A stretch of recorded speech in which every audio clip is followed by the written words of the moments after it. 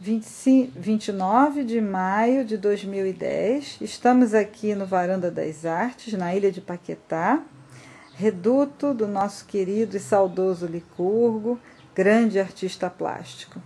Estamos conversando com Marileide Gomes do Nascimento, ou Mileide para os íntimos, que era grande amiga de Licurgo, tinha um grande e enorme carinho por ele. Então, nós queríamos saber de você, Mileide, como vai, tudo bem? Tudo ótimo, graças a Deus. Eu queria saber como começou sua amizade com Licurgo, como vocês se conheceram, se foi no Rio ou se foi aqui em Paquetá, como que vocês desenvolveram esse sentimento tão bacana que vocês tinham de amizade, de fraternidade, como que você participava dos eventos que ele promovia aqui na Ilha de Paquetá, enfim, o que você gostaria de nos dizer? Bem, eu conheci o Licurgo por volta de 1999, na casa que ele tomava conta, Varanda das Artes, e por acaso eu entrei para visitar e me deparei com o Licurgo, que começamos a conversar e vimos que tínhamos algo em comum. Talvez uma ligação de DNA espiritual. E o Licurgo, como todo artista, ele não era diferente, ele era uma pessoa especial. E nós tivemos uma conversa de artes, o Licurgo me ensinou algumas coisas que eu não sabia, que eu nunca tive uma ligação tão próxima com a arte, a partir do momento que eu conheci o Licurgo.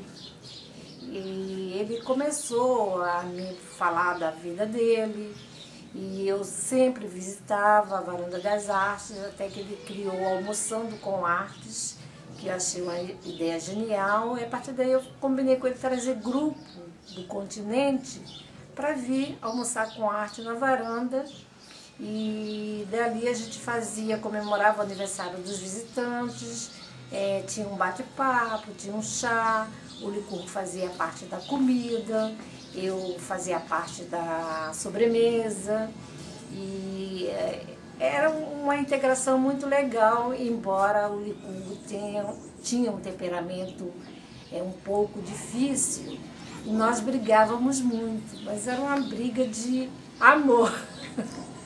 Uma briga de amor, porque a gente brigava, ficava de bico, ele ariano, se não me engano, um temperamento forte, eu virginiana também, né? Mas a gente acabava se entendendo, porque Licurgo tinha ideias ótimas, era muito criativo, e quando ele resolveu fazer uma exposição Mulheres com Artes, eu achei uma coisa espetacular.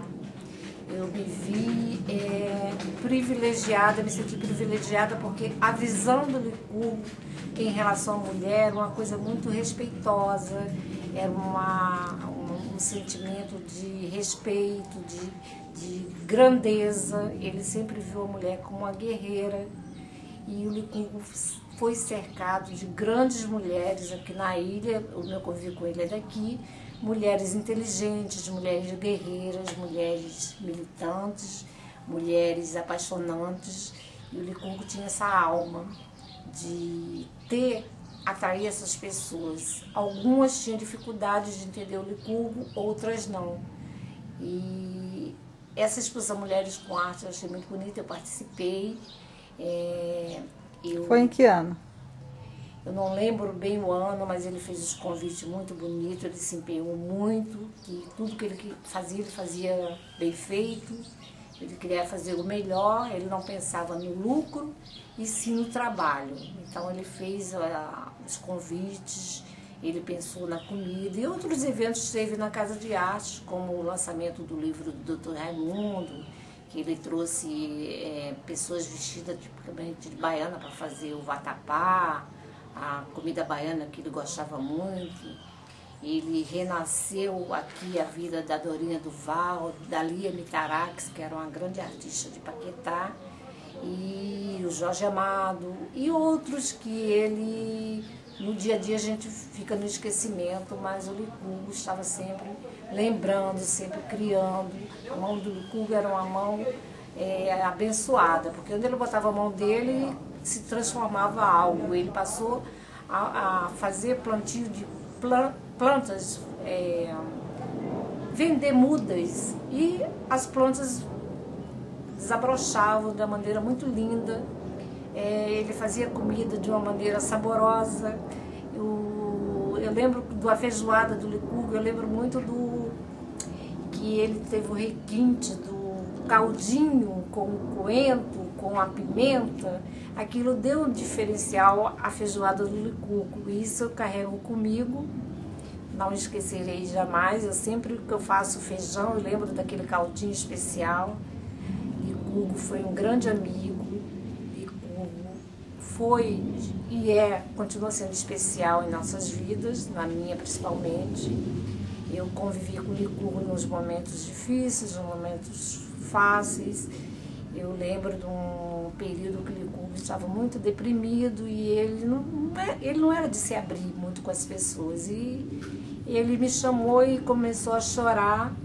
Eu entendi perfeitamente aquele choro contido de muito tempo, sobre a possível sexualidade dele, onde ele se sentiu muito magoado por alguém. Ele ali chorou, falou da vida dele, uma vida sofrida, uma vida talvez castrada, uma vida cobrada demais da própria família, onde talvez não entendesse a figura Licurgo.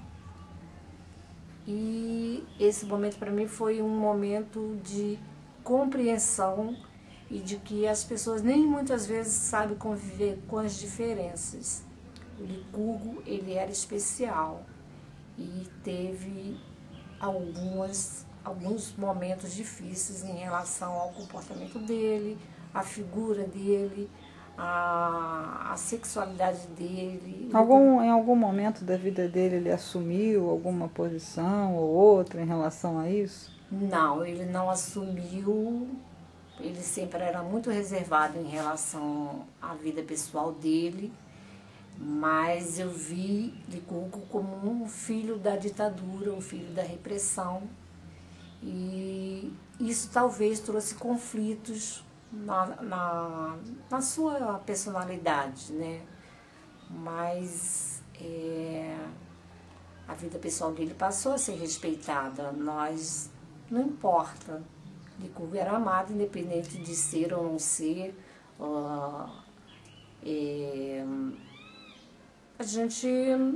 Isso não era importante. O importante era o Licurgo, era a alma do Licurgo. Porque ao mesmo tempo que ele ficava aborrecido com uma coisa, ele perdoava logo. Ele perdoava as pessoas com facilidade. Ele era um homem íntegro, honesto, trabalhador. Ele se doava, ele ajudava, nem que ele tivesse que tirar tudo que ele tivesse. Ele era um São Francisco da arte.